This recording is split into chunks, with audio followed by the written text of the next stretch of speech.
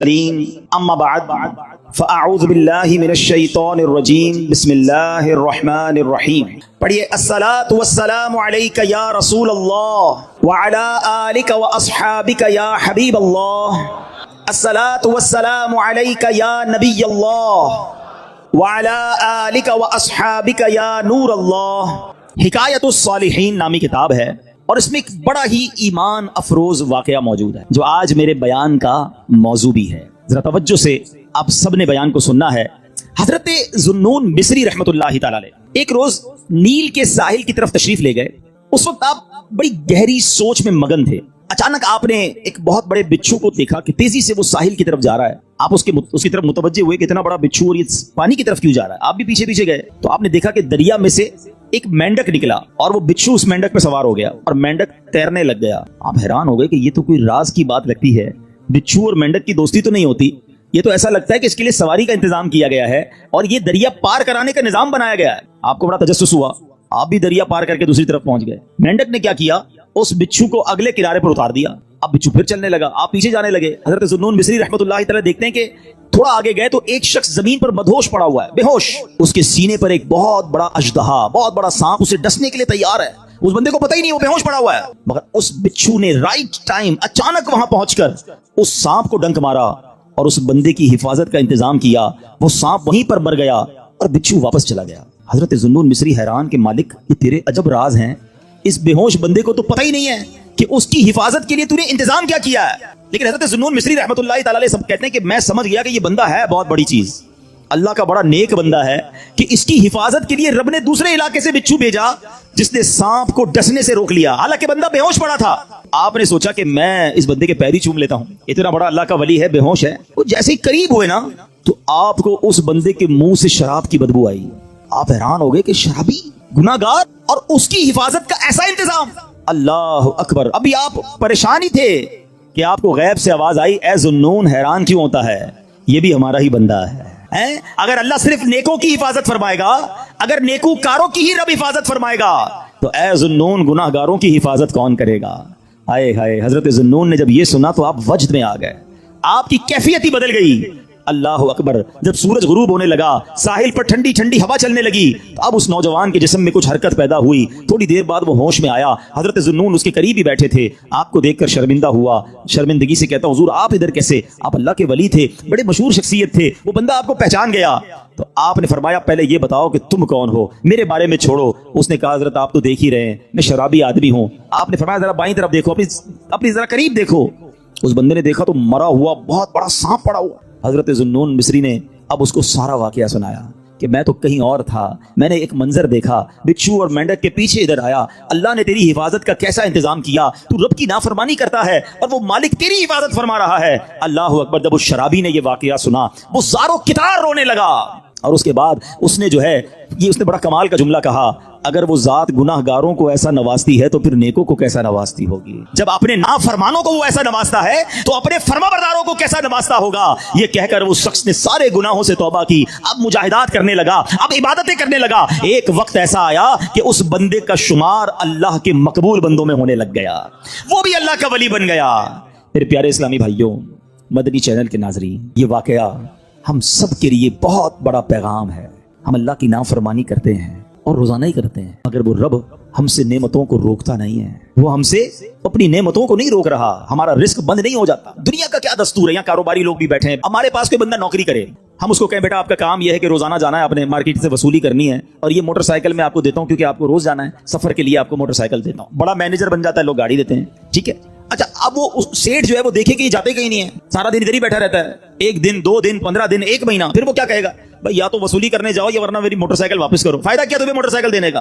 جو فیسلٹی دیتا ہے کوئی ہمیں کسی کام کے لیے دیتا ہے نا, اگر وہ کام نہ کریں تو وہ فیسلٹی واپس لے لی جاتی ہے. سچ بتاؤ, میرے رب نے مجھے اور آپ کو آنکھیں کیوں دی ہیں؟ کیا حرام دیکھنے کے لیے دی ہیں؟ تلاوت کے لیے دی ہیں, ماں باپ کو محبت سے دیکھنے کے لیے دی ہیں, اللہ کے گھر کو دیکھنے کے لیے دی ہیں, اللہ نے جو حلال چیزیں ہمیں دی ہیں وہ دیکھنے کے لیے دی ہیں.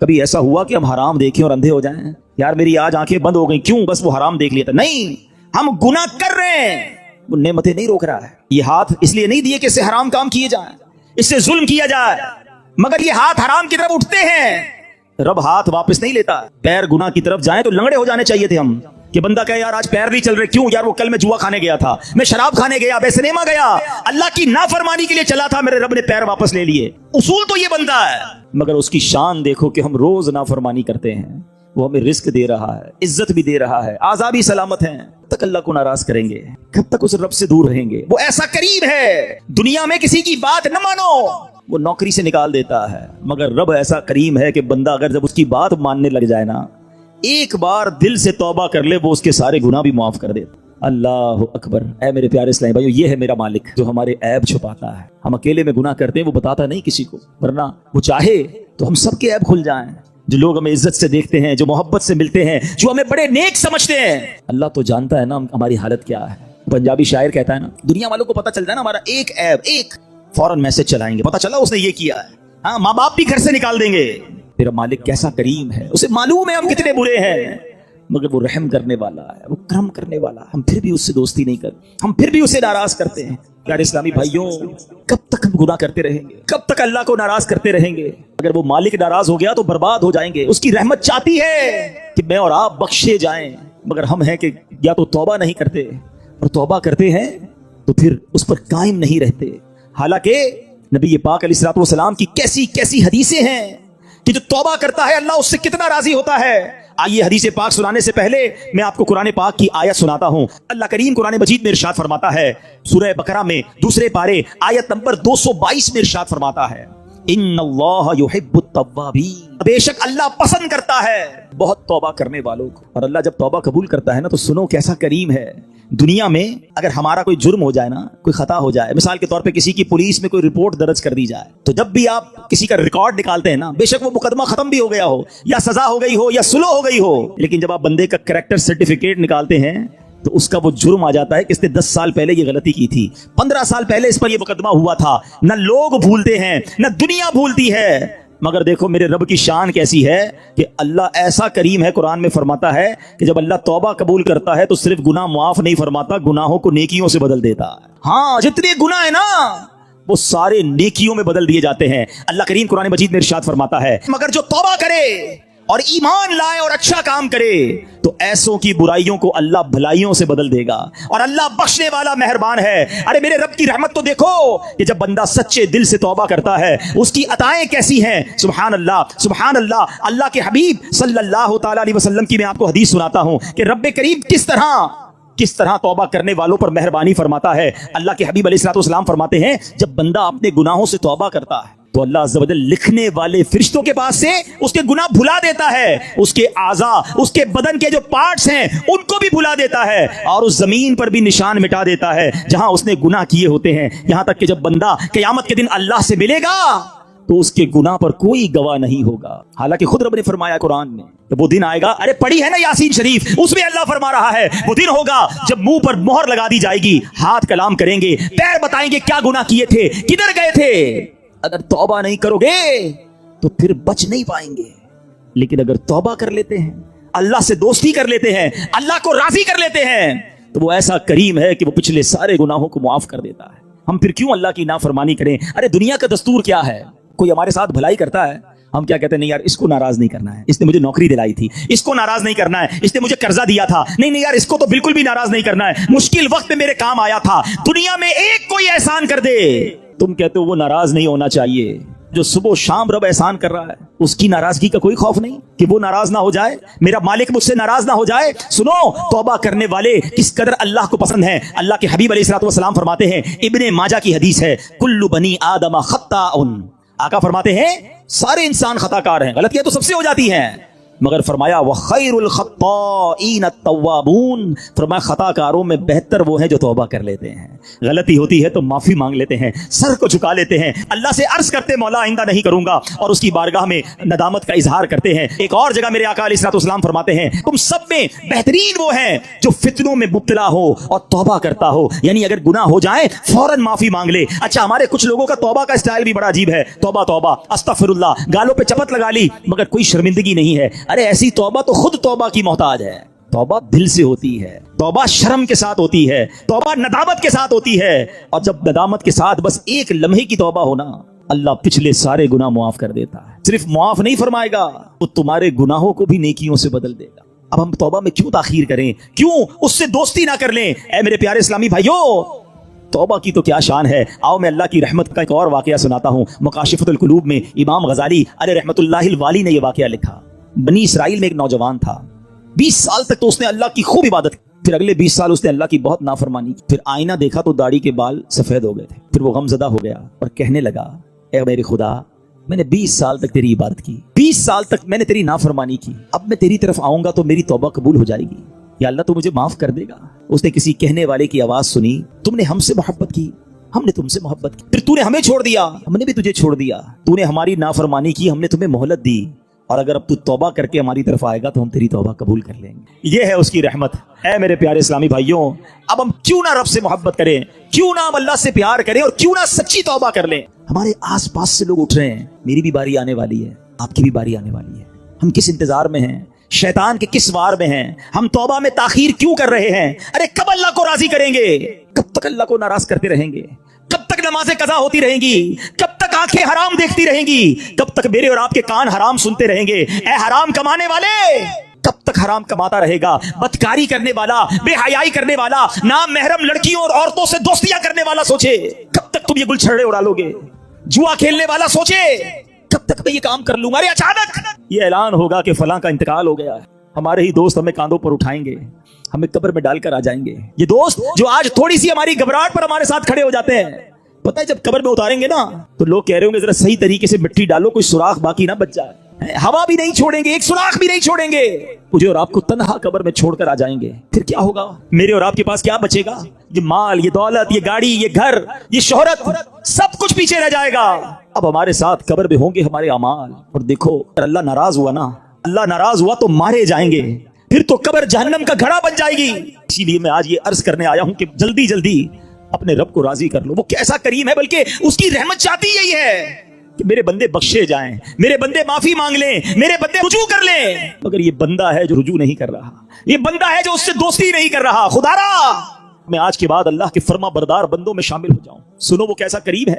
حضرت سیدنا ابو ہریرہ رضی اللہ تعالیٰ عنہ سے بروی ہے, رسول اللہ صلی اللہ تعالیٰ علیہ وسلم کا فرمان عالی شان ہے کہ جب کوئی بندہ گناہ کر لیتا ہے اور پھر کہتا ہے کہ اے مولا میں نے گناہ کر لیا, مجھے معاف کر دے, تو اللہ فرماتا ہے میرا بندہ جانتا ہے کہ کوئی اس کا رب ہے جو گناہ معاف بھی کرتا ہے اور اس پر پکڑ بھی لیتا ہے. میں نے اپنے بندے کو بخش دیا. پھر جتنا رب چاہتا ہے بندہ ٹھہرا رہتا ہے, اس کے بعد پھر کوئی گناہ کر لیتا ہے, پھر عرض کرتا ہے الہی میں نے پھر گناہ کر لیا ہے, پھر مجھے معاف کر دے. تو رب کریم فرماتا ہے میرا بندہ جانتا ہے کہ کوئی اس کا رب ہے جو گناہ کرنے پر پکڑ بھی لیتا ہے اور معاف بھی فرما دیتا ہے. میں نے اپنے بندے کو بخش دیا, پھر اس بندے سے پھر گناہ ہو جاتا ہے. وہ پھر اللہ سے کہتا ہے, تیسری بار کہتا ہے اللہ پھر گناہ ہو گیا ہے, رب کریم مجھے معاف کر دے. تو رب فرماتا ہے میرا یہ بندہ جانتا ہے کہ اس کا کوئی رب ہے جو گناہ کرنے پر پکڑتا ہے اور معاف مانگنے پر معاف بھی کر دیتا ہے. میں نے اپنے بندے کی بخشش فرما دی, اب جو چاہے کرے. یعنی اللہ اس کی بے حساب بخشش فرما دیتا ہے. اور یہ میں نے بخاری شریف کی حدیث سنائی ہے. سوچو کیوں اللہ سے دوستی نہیں کرتے ہم, کیوں میرے پیارے اسلامی بھائیوں اللہ سے دوستی نہیں کرتے؟ ایک بار آج اللہ سے دوستی کر کے میں نے اور آپ نے سچی توبہ کر کے جانا ہے اور اللہ کی بارگاہ میں یہی عرض کرنا ہے کہ مولا کمزور ہوں, گناہ ہو گئے, معاف کر دے. اے اللہ میں مانتا ہوں میں گناہ گار ہوں, مجھے معاف کر دے. اے اللہ میں آئندہ گناہ نہیں کروں گا, مجھے معاف کر دے. اگر تو نے پکڑ لیا مارا جاؤں گا, میرے پاس کوئی حساب نہیں ہے, مجھے معاف کر دے. میں مانتا ہوں میں نے کئی بار توبہ کی مگر پھر گناہ کیے, مولا معاف کر دے. تجھ سے معافی نہیں مانگوں گا تو کس سے مانگوں گا؟ مولا معاف کر دے. اے اللہ تو ماں سے زیادہ اپنے بندے کو چاہنے والا ہے. آج کے اجتماع میں کرم کر مالک, معاف کر دے, کیونکہ مجھے نہیں پتا میری زندگی کی کون سی رات آخری رات ہے. کیا معلوم کسی کا انتقال آج بھی تو ہو سکتا ہے نا. ہے کوئی ایسا جس کے پاس یہ گارنٹی ہو کہ وہ آج زندہ گھر جائے گا؟ ہم میں سے تو کسی کو نہیں پتا. آگاہ اپنی موت سے کوئی بشر نہیں, سامان 100 برس کا ہے, پل کی خبر نہیں, تو پھر کس بات کا انتظار ہے؟ یاد رکھو بے وفا دنیا پہ مت کر اعتبار, وہ اچانک موت کا ہوگا شکار. موت آ کر ہی رہے گی یاد رکھ, جان جا کر ہی رہے گی یاد رکھ. کر لے جو کرنا ہے, آخر موت ہے, ایک دن مرنا ہے. استغفار جہاں گناہوں کی معافی ہے نا, وہاں یہ بہت سارے مسائل کے حل کی کنجی بھی ہے. آپ اگر پرابلم میں ہیں، روزی کے مسائل ہیں، اولاد نہیں ہو رہی ہے یا کوئی بھی پرابلم ہے، ایک واقعہ سنیے. امام حسن بصری رحمۃ اللہ تعالی بہت بڑے بزرگ ہیں. ایک شخص آیا آ کر کہتا حضور قحط کی پوزیشن آ گئی ہے، بارش نہیں ہو رہی، دعا فرمائیں کہ وظیفہ عطا فرمائیں. آپ نے فرمایا استغفار کرو. وہ چلا گیا. اچھا ایک بزرگ بیٹھے تھے ان کے پاس، حضرت ربیع بن صبیح رحمۃ اللہ، وہ دیکھ رہے تھے. دوسرا بندہ آیا کہتا حضور تنگ دستی ہے، کاروبار میں ڈاؤن ہے، رزق میں تنگی ہے. آپ نے فرمایا استغفار کرو. تیسرا شخص آیا کہتا حضور اولاد نہیں ہو رہی ہے، حصول اولاد کے لیے وظیفہ لینا ہے. فرمایا استغفار کرو. چوتھا بندہ آیا، وہ کہتا ہے کہ حضور میرے باغ میں فصلوں میں پیداوار کی کمی ہے. فرمایا استغفار کرو. حضرت ربیع بن صبیح کہتے ہیں حضور پہلا بندہ الگ پرابلم لے کر آیا، دوسرا الگ، تیسرا الگ، چوتھا الگ، چاروں کو ایک ہی وظیفہ استغفار استغفار. ہائے ہائے بڑوں کی بڑی باتیں ہیں. قرآن میں بھی پڑھتا ہوں، قرآن آپ بھی پڑھتے ہیں، مگر دیکھو اللہ والے کیسے پڑھتے ہیں. کیا خوبصورت جواب دیا آپ نے. آپ فرماتے ہیں سورہ نوح پارہ 29 آیت نمبر 10 سے 12 کی آپ نے تلاوت فرمائی. اب ذرا قرآن سنیے گا. بسم اللہ الرحمن الرحیم. استغفروا ربکم انہ کان غفارا یرسل السماء علیکم مدرارا ویمددکم باموال وبنین ویجعل لکم جنات ویجعل لکم انہارا. سبحان اللہ. ذرا سنیے گا. اپنے رب سے معافی مانگو. استغفروا ربکم انہ کان غفارا. بے شک وہ بڑا معاف کرنے والا ہے. اب دے گا عطا. کیا فرمائے گا؟ یرسل السماء علیکم مدرارا. وہ تم پر موسلا دھار بارش بھیجے گا. وَيُمْدِدْكُمْ بِأَمْوَالٍ وَبَنِينَ وَيَجْعَلْ لَكُمْ جَنَّاتٍ وَيَجْعَلْ لَكُمْ أَنْهَارًا. فرمایا اور مالوں اور بیٹوں سے تمہاری مدد فرمائے گا اور تمہارے لیے باغات بنا دے گا اور تمہارے لیے نہریں بنائے گا. باغات بھی بڑھ رہے ہیں، اولاد بھی عطا ہو رہی ہے، مال بھی بڑھ رہا ہے، بارش بھی ہو رہی ہے. اس چیز سے استغفار سے. تو استغفار یہ آپ کے بہت سارے پرابلمز کا حل ہے، مسائل کا حل ہے. بس اپنی زبان استغفار سے تر رکھیے. اچھا پھر اس میں تھوڑی سی شرمندگی بھی ہو. ایسا نہیں کہ استغفار بھی ہو رہا ہے اور دماغ کہیں اور ہے، مسکرا بھی رہے ہیں، ہنس بھی رہے ہیں اور استغفر اللہ. کسی سے معافی مانگتے ہوئے ہنستا ہے کیا بندہ؟ استغفر اللہ ربی من کل ذنب واتوب الیہ. یا اللہ میں اپنے سارے گناہوں سے تجھ سے معافی مانگ رہا ہوں. بہت سارے استغفار کے سیکھ ہیں. استغفر اللہ العظیم من کل ذنب عظیم. اے اللہ میں تجھ سے استغفار کرتا ہوں، وہ رب جو بہت عظیم ہے، اپنے سارے بڑے گناہوں سے میں استغفار کرتا ہوں. الگ الگ الگ سیغوں سے اللہ کی بارگاہ میں استغفار کریں. ہو سکے تو کبھی گناہ یاد آئیں تو آنسو بھی بہ رہے ہوں، مگر یہ استغفار اللہ کو بڑا پسند ہے. کلمہ طیبہ کا ورد کرتے رہا کرو. ہاں یہ بھی ہم نہیں کرتے. پڑھے لا الہ الا اللہ محمد الرسول اللہ صلی اللہ تعالی وسلم. آپ کو پتہ ہے حدیث میں کیا فرمایا؟ افضل الذکر، سب سے افضل ذکر حدیث میں پتہ ہے کیا فرمایا؟ لا الہ الا اللہ. اس کو سب سے افضل ذکر کہا گیا. اب میں پوچھتا نہیں، ہاتھ نہیں اٹھاتا، اپنے دل سے پوچھ لو پورے ہفتے میں کتنی بار کلمہ پڑھا ہے. یار روز ایک تسبیح تو کلمے کی پڑھو. میں ایک بزرگ کا جملہ اللہ پاک چلے نام بتاتا ہوں، جنت نصیب کرے. بڑے پیارے ہمارے اہل سنت کے عالم دین تھے، حمزہ علی قادری صاحب ہیں رحمۃ اللہ تعالی علیہ. ان کا ایک جملہ مجھے یاد رہ گیا. وہ بڑا پیارا جملہ کہا کرتے تھے، زبان کو کلمے کا عادی بناؤ، جس دن زبان بھاری ہو جائے گی اس دن بھی تمہاری زبان سے کلمہ جاری ہو جائے گا. آپ کو پتہ ہے جب ہم مریں گے نا، سکرات کا جو وقت ہوتا ہے، زبان بھاری ہو جاتی ہے، جملے نہیں نکلتے. دیکھیں زبان کا عادی ہونے کا مطلب سمجھو. مثال دیتا ہوں، موٹر سائیکل پہ، گاڑی میں آپ کہیں جا رہے ہیں، اچانک بریک لگا، سامنے سے کوئی گاڑی آئی اور آپ کی گاڑی نے زور سے بریک لگایا. کیا نکلتا ہے زبان سے؟ اپنے آپ سے پوچھو. کچھ لوگوں کے منہ سے اس وقت گالی نکلتی ہے، اب کچھ نہ کچھ ایسا گندا نکلتا ہے، برا نکلتا ہے. اور الحمدللہ کچھ لوگ ایسے جس کا اس وقت نکلتا ہے یا رسول اللہ، یا اللہ، لا الہ الا اللہ. کیوں؟ یہ جملہ سمجھنا میرا. جو برتن میں ہوتا ہے نا وہی چھلکتا ہے. جس کے اندر گندگی بھری ہونا ہے، گندی باتیں، بے حیائی، برے دوست میں بیٹھنا، گالی گلوچ، جب بھی اس کو جھٹکا لگے گا نا، جب بھی اس کو تکلیف پہنچے گی، چونکہ اندر گندگی بھری ہوئی ہے تو دھکا لگنے پر وہی باہر نکل رہا ہے. جس کے صبح و شام اللہ کے ذکر میں گزرتے ہوں، درود پاک میں گزرتے ہوں، کلمہ پاک میں گزرتے ہوں، اس کو جب بھی دھکا لگے گا اس کے منہ سے انشاءاللہ درود پاک ہی نکلے گا، کلمہ پاک ہی نکلے گا. اب آپ کی مرضی ہے برتن میں کیا بھرنا ہے، کیسے دوستوں میں بیٹھنا ہے، کیسی گیدرنگ میں بیٹھنا ہے اور بھرنا کیا ہے اپنے اندر. اپنے برتن کو اچھا بھرو، روز کلمہ پڑھتے رہا کریں. ایمان کی حفاظت کا ایک ذریعہ یہ بھی ہے کہ بندہ کلمہ پاک کا ورد کرتا رہے، تاکہ جب میری زبان بھاری ہو، سکرات کا عالم ہو، تو زبان سے کلمہ جاری ہو جائے. اللہ سے دعا کرتا ہوں مولا مرتے وقت ہمیں کلمہ نصیب کرنا.